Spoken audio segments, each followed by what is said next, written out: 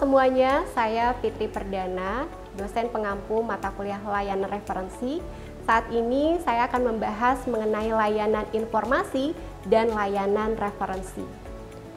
Untuk pokok bahasan materi saat ini, yang pertama kita akan membahas mengenai konsep dasar layanan informasi. Kemudian setelah itu kita juga akan membahas bagaimana pelaksanaan layanan informasi. Dan yang terakhir, kita akan membahas mengenai jenis-jenis informasi, begitu juga dengan penerbitannya.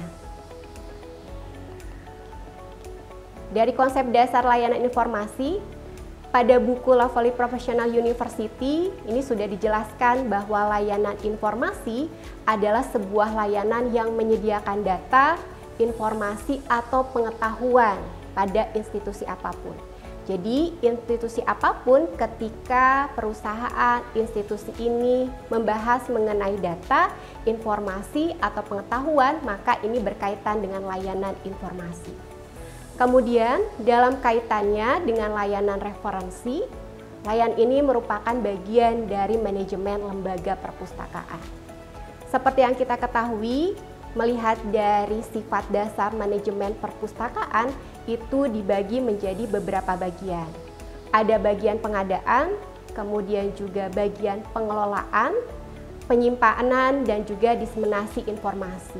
Maka ketika kita berbicara layanan informasi dan layanan referensi, ini masuk ke dalam kegiatan diseminasi informasi. Dalam hal ini, layanan informasi, yang layanan referensi juga ini masuk dalam kategori bagaimana menyebarluaskan informasi atau diseminasi informasi. Kemudian kalau kita lihat alur ini, tadi sudah disampaikan bagaimana organisasi kerja perpustakaan. Kita lihat di sini perpustakaan. Biasanya perpustakaan itu berkaitan dengan bagaimana collection, mengumpulkan, menghimpun koleksi-koleksi yang kita miliki. Kemudian perpustakaan juga hakikatnya berkaitan juga bagaimana organization, yaitu bagaimana mengatur, mengklasifikasikan, katalog, dan lain sebagainya.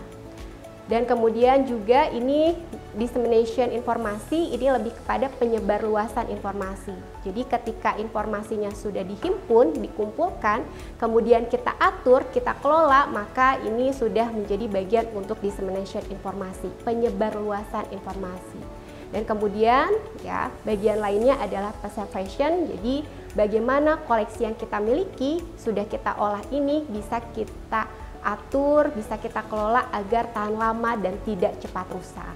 Nah, berkaitan dengan layanan informasi dan layanan referensi, ini kita sudah bisa melihat ya. Jadi dari bagian ini, layanan ini masuk ke dalam kategori dissemination atau penyebarluasan informasi. Jadi kalau kita lihat pelayanan ini ada bentuk langsung dan ada bentuk yang tidak langsung. Nah, dalam pelaksanaan layanan informasi, di sini juga Dennis Grogan menyampaikan pada dasarnya ada 4 tahapan dalam layanan referensi. Jadi kalau kita lihat bagaimana proses alur dari layanan referensi, biasanya ini dilihat dari kategori ini. Jadi kalau Dennis Grogan itu melihat ada beberapa tahapan ketika pelaksanaan layanan referensi. Yang pertama itu adalah percakapan referensi. Jadi seperti yang teman-teman tahu, ketika kita mau mencari informasi, di situ ada yang namanya reference interview atau wawancara reference antara pemustaka dengan pustakawannya.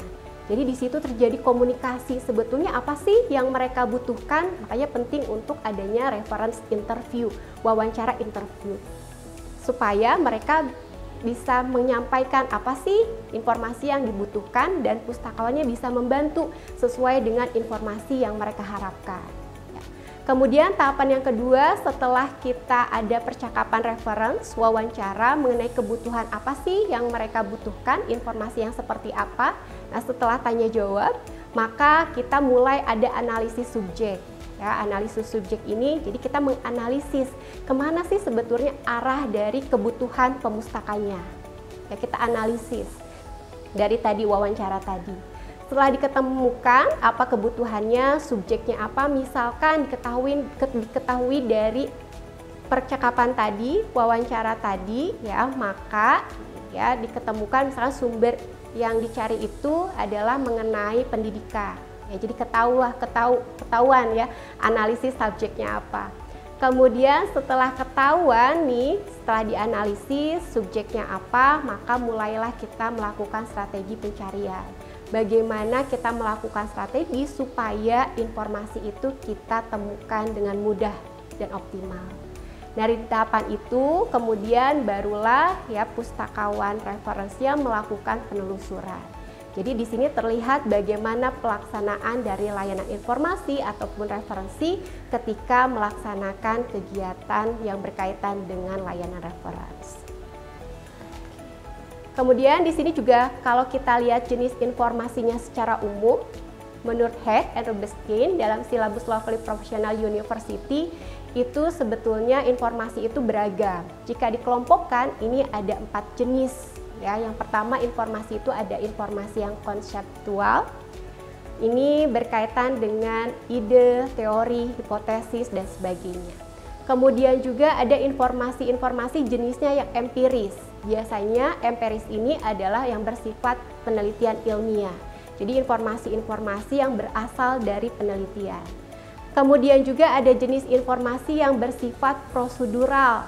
Kalau prosedural berarti jelas ya informasinya adalah cara yang memungkinkan para pelaku informasi bekerja lebih efektif dan juga efisien sesuai dengan tahapannya. Kalau prosedural itu ada langkah-langkah yang memberi informasi.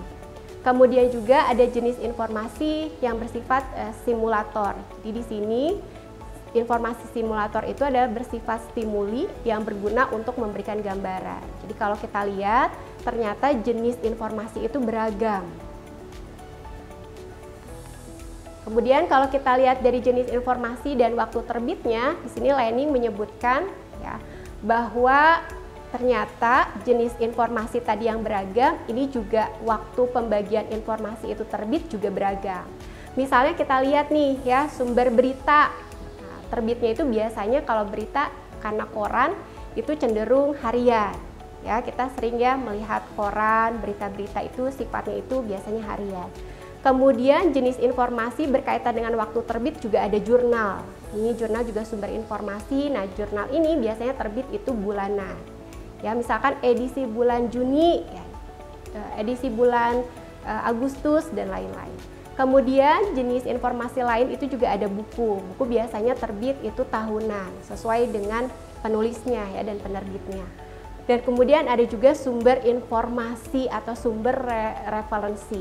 Ya, sumber referensi ini ada yang beberapa tahun, contohnya kamus, ensiklopedia, dan lain sebagainya. Jadi kalau kita lihat jenis dan waktu terbit, ternyata sumber informasi itu beragam. Oke, nah kesamaan layanan informasi dan layanan referensi menurut Yatin, jadi layanan referensi ini dapat dimaknai sebagai pusat informasi yang memiliki kegiatan memandu, kemudian juga memandu pengunjung mendapatkan kebutuhannya.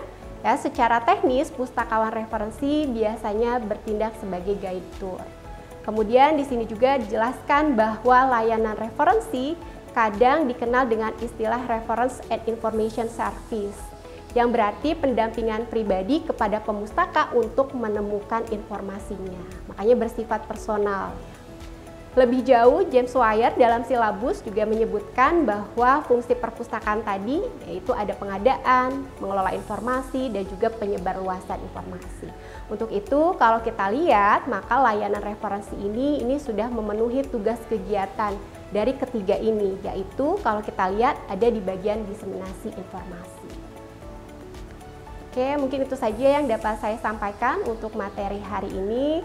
Terima kasih. Assalamualaikum warahmatullahi wabarakatuh.